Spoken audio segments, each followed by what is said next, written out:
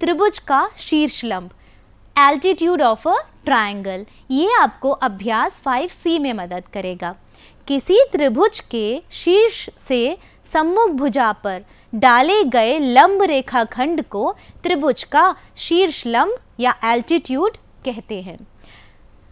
त्रिभुज में 3 शीर्षलंब होते हैं। आइए करके देखते हैं। ये मान लीजिए हमारा त्रिभुज है ABC।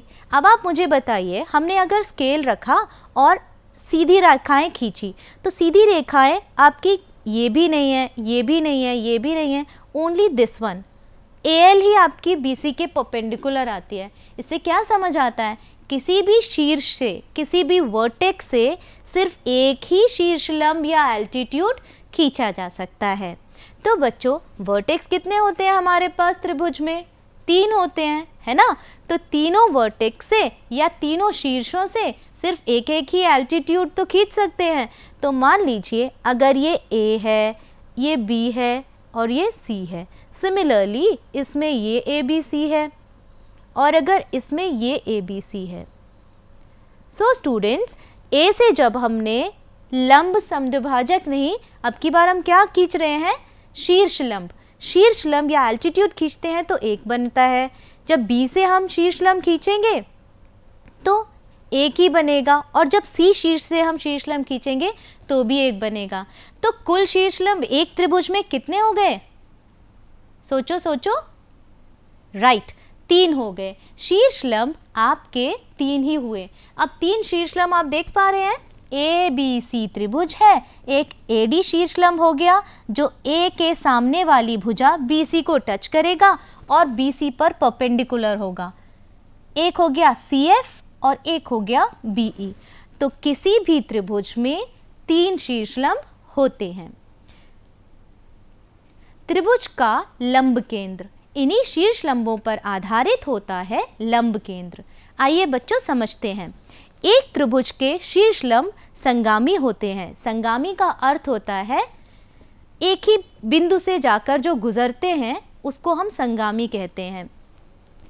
त्रिभुज के शीर्ष लंबों, तीनों शीर्ष लंबों के संगामी बिंदु को त्रिभुज का लंब केंद्र या ऑर्थोसेंटर कहते हैं। जैसा कि मैंने अभी आपको बताया था, 3 ही शीर्षलंब हैं। अब तीनों शीर्षलंब एक ही बिंदु से होकर गुजरेंगे तो उस बिंदु को हमने कुछ नाम देना पड़ेगा। उस बिंदु को हम कहते हैं ऑर्थोसेंटर या फिर लंब केंद्र।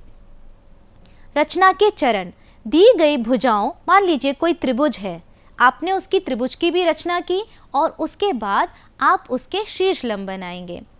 तो दी हुई भुजाओं AB बराबर 5 सेंटीमीटर, BC बराबर 4 सेंटीमीटर एंड AC बराबर 5 सेंटीमीटर के अनुसार त्रिभुज ABC खींचिए। सबसे पहले ट्रायंगल ABC ड्रॉ करेंगे, फिर B से AC पर लंब BE, B से AC के ऊपर लंब क्या बनेगा? BE। सीक्वेंस का ध्यान रखते हैं। ABC अगर ऐसे है तो B के सामने हमने E बना दिया है, C के सामने F है और B के सामने D है। ABC के बाद D आता है तो वो A के सामने D ही आएगा हमेशा।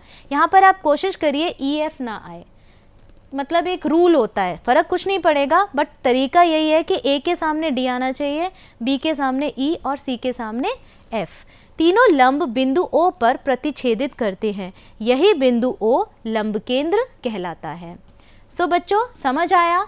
3 एल्टीट्यूड्स होते हैं, 3 शीर्षलंब होते हैं और तीनों शीर्षलंब जिस बिंदु पर प्रतिच्छेदित करते हैं या जिस पॉइंट पर वो मिलते हैं वो एक तो संगामी होता है और उसके साथ ही उसी बिंदु को हम ऑर्थोसेंटर या फिर लंब केंद्र कहते हैं। इसकी रचना भी हम लोग करके देखते हैं कंपास की मदद से और स्केल की मदद से। सबसे पहले हमने ट्रायंगल ABC ड्रॉ किया। आप सभी शब्दों के थोड़े थोड़े इंग्लिश टर्म्स भी सीखा करो क्योंकि कंपटीशन आगे जाके आपका सभी बच्चों से होना है, इंग्लिश मीडियम वालों से भी। A से जो हम एक चाप खींचेंगे और उस चाप के एक पॉइंट से, पहले इस बिंदु से और फिर दूसरे बिंदु से हम चाप खींचेंगे। मैं दोबारा करके दिखा देती हूँ। ABC त्रिभुज खींचा, A को B से मिलाएंगे, बी को सी से नाप के ट्रायंगल बनाना है। त्रिभुज की रचना भी आप कंपास की मदद से कर सकते हैं। अभी क्योंकि हमारा इंटेंशन है लंब केंद्र की जगह शीर्ष लंब दिखाना, इसी वजह से मैं सीधा त्रिभुज बना दिया है। सबसे पहले ए से जाने वाला शीर्ष लंब हम बनाएंगे बी सी के ऊपर।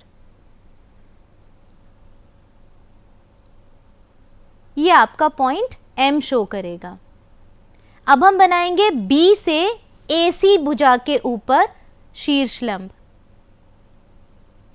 सेम करना है, बी से हमने बड़ी चाप ली, फिर इस बिंदु से हमने एक चाप ली और जो नया बिंदु यहाँ है उससे भी बराबर माप की चाप खींची। ये हो गया बी से ए सी पर शीर्ष लंब। अच्छा बच्चों, तीसरा हमें खींचने की आवश्यकता नहीं होती है, क्योंकि दो जहाँ पे मिलेंगे तीसरा भी तो वही मिलेगा।